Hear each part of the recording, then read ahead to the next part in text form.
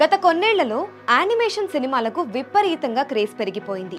Commercial సినిమాలకు ధీటుగా అవి కూడా కలెక్షన్ సాధించడం మొదలుపెట్టాయి. అందుకే కేవలం బుల్లితెరపై ఉన్న యానిమేషన్ను వెండితెరపైకి తీసుకొచ్చారు మేకర్స్. తాజాగా అలాంటి ఒక మరో యానిమేషన్ మూవీ ప్రేక్షకుల ముందుకు వచ్చింది. అదే ముఫాసా ది లయన్ కింగ్. 4 ఏళ్ల క్రితం విడుదలైన ది లయన్ కింగ్ అనే సినిమాకు ప్రీక్వెల్గా తెరకెక్కిన ముఫాసా ప్రపంచవ్యాప్తంగా ప్రేక్షకులను బాగానే మెప్పించింది. ఇండియాలో చాలా వరకు ప్రేక్షకులు ముఫాసా ది లయన్ కింగ్ను మొదటి రోజే చూడటానికి క్యూ కట్టారు. అందుకే కేవలం ఇండియాలోనే ఈ సినిమాకు 10 కోట్ల ఓపెనింగ్స్ కలెక్షన్స్ వచ్చాయి. ఇంగ్లీష్లో 4 కోట్లు, హిందీలో 3 కోట్లు, తెలుగులో 2 కోట్లు, తమిళంలో 1 కోటి కలెక్షన్ సాధించింది ఈ సినిమా. ఇదంతా ఇండియాలోనే కావడం విశేషం. ఇక ప్రపంచవ్యాప్తంగా ముఫాసా ది లయన్ కింగ్ మొదటి రోజు కలెక్షన్స్ గురించి ఇంకా లెక్కలు తేలలేదు.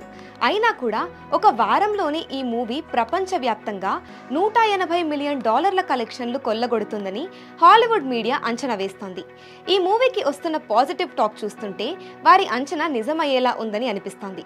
ఈ సినిమాకు super star Mahesh Babu voice అందించడం సినిమాను నెక్స్ట్ లెవెల్కు తీసుకెళ్తోంది.